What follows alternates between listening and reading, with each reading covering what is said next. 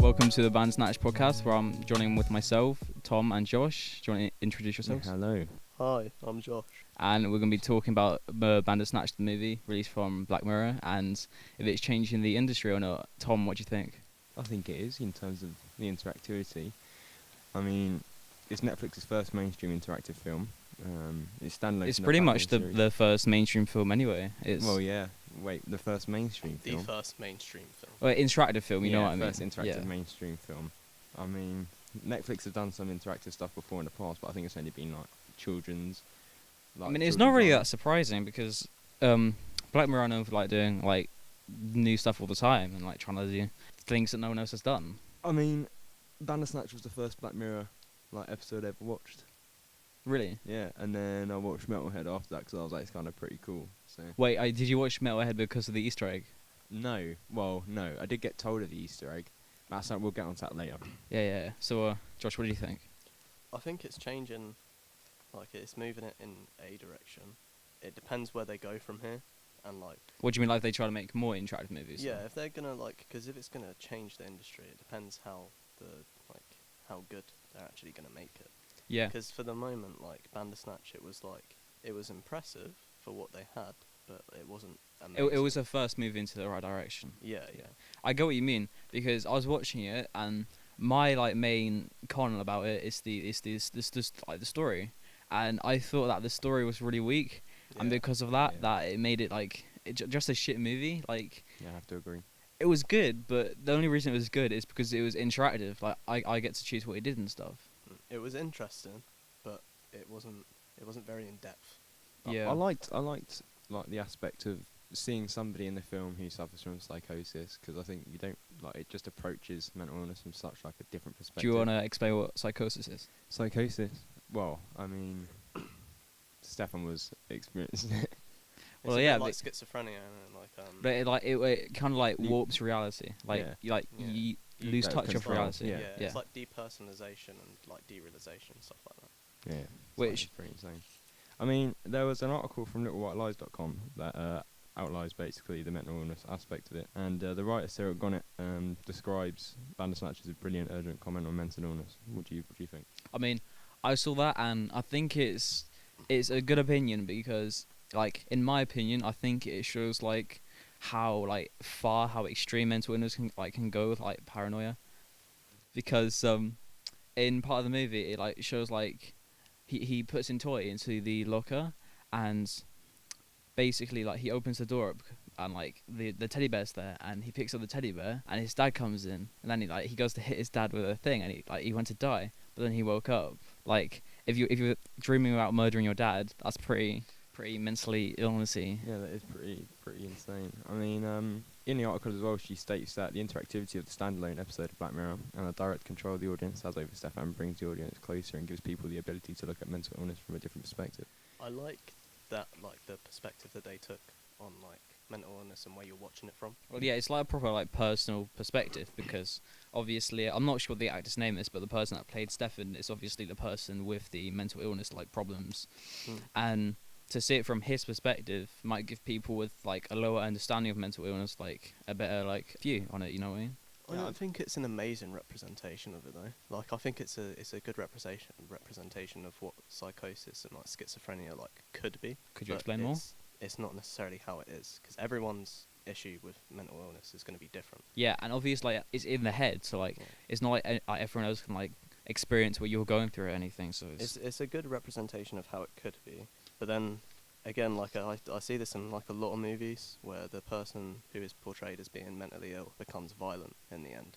I feel like they could have left that out, but at the same time, like the movie wouldn't have been as interesting. I feel like it was a tiny bit stereotypical. I quite like the fact that you have the choice to like do all this crazy shit, like kill yourself and your dad. But like I feel like that's something that they could have left out. Well, they could have left out, but I mean, with like the poor story, it would have been boring, to be honest. Like, yeah, I got really excited. Like, I started like smiling and everything when like the fight scene came on with the therapist. I get to kill someone, yes. Dr. Haynes. Yeah, and like, oh, it's a mad movie. It's fun to kill people. Yeah. So is there anything both of you want to talk about it, or what about just the whole mental illness aspect in general? Yeah, I just think the way they portrayed it was really good. Because obviously in the movie, Stefan's kind of seen as this, same sort of character. And Well, it's, you and have to it's keep like, in Loopy mind. man.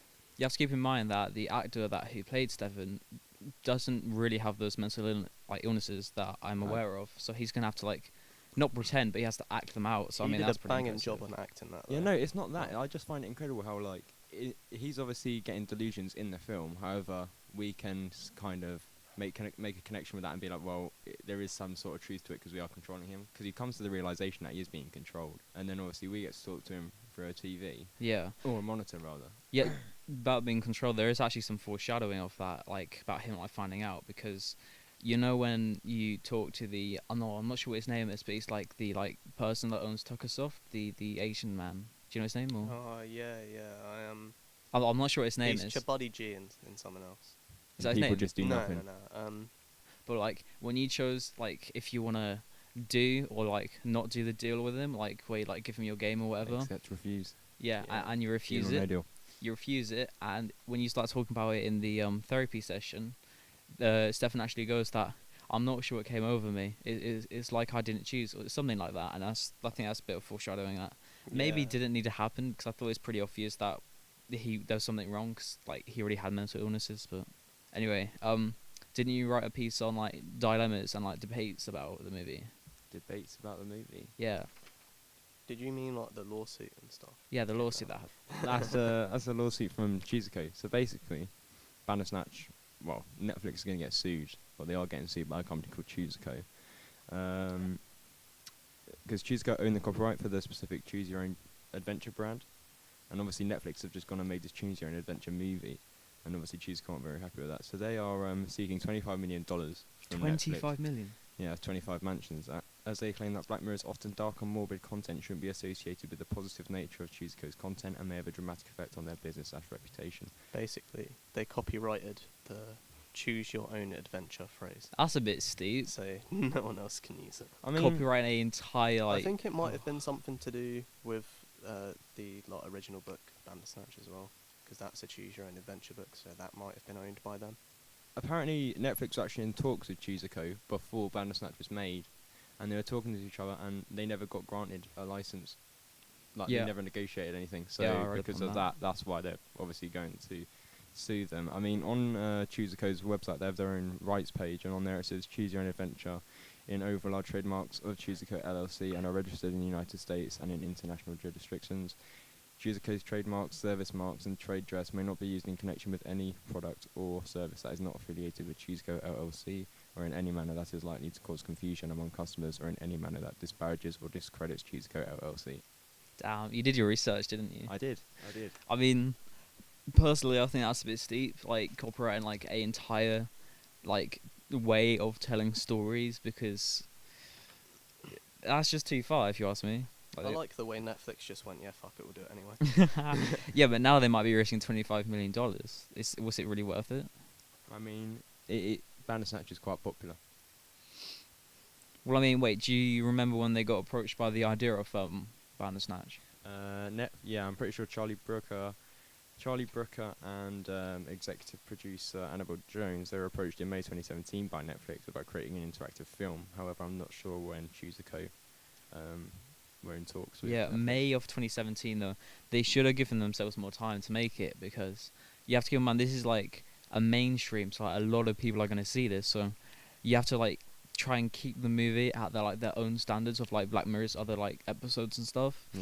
and to give yourself pretty much a bit over a year to make the movie is pretty, because a lot of other movies take a while. I'm pretty sure Avatar, for example, I'm pretty sure that took a hell of a long time to make. Yeah. So if they given themselves a bigger budget and more time to create the movie, they would have came out with a better result, because the story wasn't very good. Yeah. You could tell by watching it that they needed more time to make the movie. Yeah, and they how the whole idea of adventures, adventure books and stuff, it's that there's different pathways you can choose to go down, but it's the same ending. Yeah. Something that really annoyed me is if you choose to take the deal with the person that owns Tuckersoft, Takes you straight back. it takes you straight back. There's Straight back. there's a few scenes where you're sitting at your couch all depressed and stuff because your idea's been stolen and you didn't get paid for it. and basically it throws you back. You don't get the choice. It's so dumb. in some aspects of the interactivity, you could look at that and be like, It's a cop out. That's what it it's is. like I'm being asked to choose a path. I choose one path, and it's telling me no, that's the wrong path. I'm going to divert you back on this one. Right? I mean, what's the actual point of this interactivity Yeah, like thing? just invisibly shove us towards the right one that they want us to go down. I think it's to do with also the theme of the episode, so it kind of links in with the interactivity, because you're making all these choices. Yeah. All the endings are pretty similar anyway, so it kind of gives you the illusion of control, just like Stefan kind of has that illusion that he has control. Yeah, that reminds me of like, there's a phrase I heard once. It's like you throw a rock into a river, but like it splits out into different things, different like little like streams and stuff, but it always ends up going to the same place. Do you get what I mean? That might be like a better way of I know understanding what you're trying to talk about, but I don't know if you phrased it right. But yeah, I get what you mean. Yeah, Like it all comes to the same point in the end. yeah. Anyway, different topic because Should we talk about technology technology. and how it was booming in the 80s? Do you want to explain yourself? Well, I mean, I just think the time of which Bandersnatch is set, I think, is very, very good. I think get what it's you mean, like very fitting. when you say booming, because before the 1980s, there wasn't much of anything that was like really impressive or like really groundbreaking. Well, yeah, I mean, in the 1980s, there was like PCs, CDs, Walkmans being invented. Oh, Walkman. Yeah, Walk- a lot of Walkmans. Sony Walkman. A lot of the like technology that we use now started in like the 80s, that Yeah. kind of era. And obviously to kind of base your narrative on somebody who is creating a video game, when obviously video games are only just first being created, I think that's quite smart, because obviously video games are extremely popular today, Yeah. and you can see that. That's just like starting. another way to like link your movie or your episode to like the audience, because a lot of people like games and stuff. Yeah. So to see where like games came from, Yeah, it might be interesting to people that want to know about that. yeah. Anyway, so I wanted to talk about, because I know that we had a little debate between ourselves. It's the fourth wall breaking. Yeah. Yeah. So you wrote something on the fourth wall breaking. Do you want to explain it or? Well, I mean, it's just a question, really. Is the fourth wall broken in Bandersnatch? What do you guys think? I mean, I guess I'll start. Yeah, it is broken, because you are essentially having a direct conversation with the character. You're just personified as the TV. See? It's still the same, because you're still getting asked a question directly and answering it back. Yeah, but directly. I did some research on this, and whoever decides to listen to this podcast, they can decide for themselves. But I did some research on it, and the fourth wall breaking is that the character that the actor is acting is obviously Stefan, and he's speaking towards the monitor or the screen at the time, that really odd blocky screen, and then obviously like the interactivity comes in, and we start like putting stuff on the screen. But the fourth wall breaking is the actor having a knowledge of like an audience. Of like, so he needs to acknowledge that we are here. He doesn't know that But he there's an does. audience. He does. He does acknowledge that, because he No, acknowledges He's that someone going is insane. watching He's him. literally And that someone talking is out in the controlling open him. space, going, He Who acknowledges are it you? the whole way through the movie. I think that's like a lot of the. we can even say, we are watching you and controlling you from the 21st century, and he acknowledges that. He's like, okay, this is really like weird. And then obviously he goes to Dr. Haynes, a psychotherapist, to talk about it. And then the first question she We'll have a asks bit about of a fight. she asks whether it's a delusion or a reality, and obviously they're obviously going to believe it's a delusion, but we know that there is some truth to it. So it only makes as if like just Stefan's his mental health is just deteriorating, really, his sanity. I mean, your point is valid. I'm not trying to like discredit you or anything, but like, I think it's nearly what you think is right, because you're saying that like he does speak to the audience, but like if you think about it, he doesn't, because It's an open question. yeah, because like he doesn't know that there's an audience there. He just knows that there's someone there controlling him. Like, because he was saying like he doesn't understand what Netflix and like all of that is, so maybe he just doesn't understand there's an audience there. It is a bit of a weird one. I'll give you that. It's kind of a hard question. to Like it's answer. a different. I suppose it's up for debate, right? Yeah, like if it is a fourth wall break, then it's not the usual fourth wall break. Like, for example, in Bit Deadpool, wacky. yeah, a bit wacky, because in Deadpool, obviously that Deadpool speaks directly to the screen, like directly to you. That's normally what fourth wall breaking is. So, Yeah. all right, Anything else to talk about? Should we talk about drug use? we can speak about Could drug use. talk about. It's well, what do you think of the way it's like represented in Bandersnatch? I mean, for the 1980s, it's pretty accurate, because they get high from what drug was it again? That's lysergic acid diethylamide. something like that. LSD acid. LSD. LSD, yeah, that's right. And like, Colin, the person that gave him the drug, he like starts speaking about like, and like Stefan went, "Oh, what is this?" and stuff, and he's like, "It'll make you see the bigger picture," which is very fitting because back then people always thought that like drugs were like some like They open up your third eye. yeah, open up your third eye to like the bigger picture, Yeah. and like then they like Colin takes the drug as well, and he starts like going through like conspiracies he has like the Pac-Man. He thinks that Pac-Man stands for program and control. I mean, does it or does it not? That's not true. I don't Yeah, think. that's not I'm pretty true. sure it's not true. That's all false. But I mean, still, it Fun thought though. yeah, Well, obviously, it's just something quite fitting to play with the narrative, I suppose.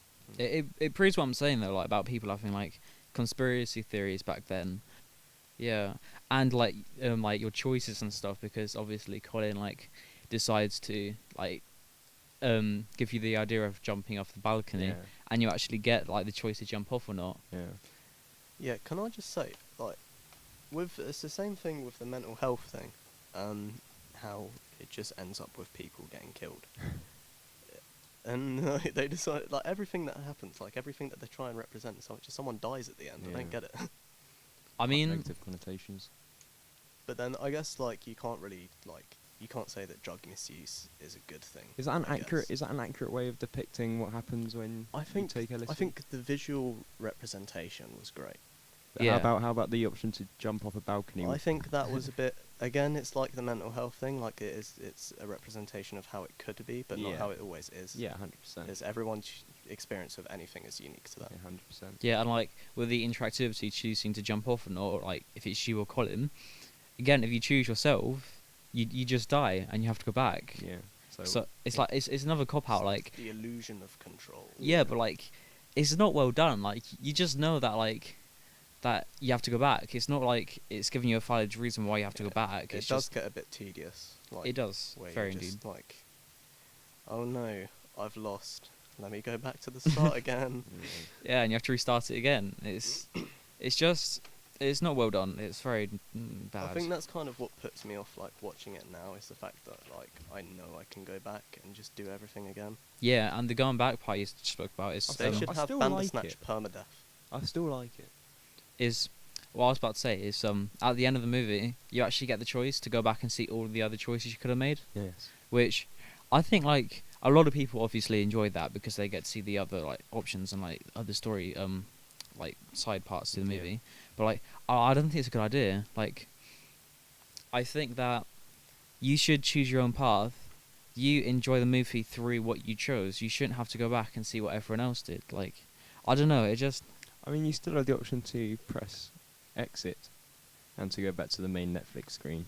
yeah, but to just suggest that you can go back and watch the other stuff, it's a bit influensive. You kind of want to. You're kind of made to do it because you just want to watch more. Yeah. Well, I mean, that's just the whole point of making a TV show, right? Just get you wanting to watch more, to see more, you know. Well, yeah. Um, All right. Something that I'm pretty sure you wrote a bit on is character representation. character representation. Or was that Josh who wrote Yeah, that? well, I mean, we can talk about it. Character representation. I mean, what do you want to talk about it? Like, just what's... Well, two main characters I wanted to speak about were Stefan's dad and yeah. Colin, because Stefan's dad is represented in different ways. Like, because I thought it was pretty smart how they actually did it. Like, the movie wasn't bad in all ways. Like, Stefan's dad, I'll explain him. He's caring. He loves his son. He maybe cares too much. I think he cares too much because he's like really not picky, but he's really like in Stefan's like business, and he's Yeah. always trying to force him to do stuff. But he's shown to be like misunderstanding of his son. Like he doesn't understand like what his son's going through. Oh, yeah, 100%, 100%. I think Yeah. like he is represented in an extremely caring way, and I think he tries too hard to understand, because he's obviously aware of his son's mental health. but he doesn't experience psychosis, so he's really not going to understand what's going on. Yeah. But like the smart thing that I thought they did was that in the movie he's shown from two different angles, because he's shown like straight to the person that's watching the movie as a caring dad, which is pretty much like what most dads are, and that's how he's seen in the movie. Yeah. But with Stefan's mental illnesses and stuff, you get to like see into like his like dreams and illusions, because again, like with the scenes of like him waking up and stuff about stuff that didn't actually happen, is in those dreams his dad is seen to be like this really controlling person and like this like really like a messed up guy Yeah. that's like making his son do stuff, because there was a scene where like his son was like made to act out what he actually did, or well, without him knowing. And I think that could I think that could be the movie, like, or the people that wrote it, trying to tell us that's how Stefan sees him. Yeah, That's yeah, why yeah, Stefan doesn't 100%. like him. Well, I think we've gone through all of it now, so Yeah. I hope you enjoyed our podcast. Yeah. Yeah, thank you for listening. I hope you gained a lot of insight about Bandersnatch and our opinions and other opinions. And whether it's changing the industry. Yeah, whether it's changing the industry, and it's good.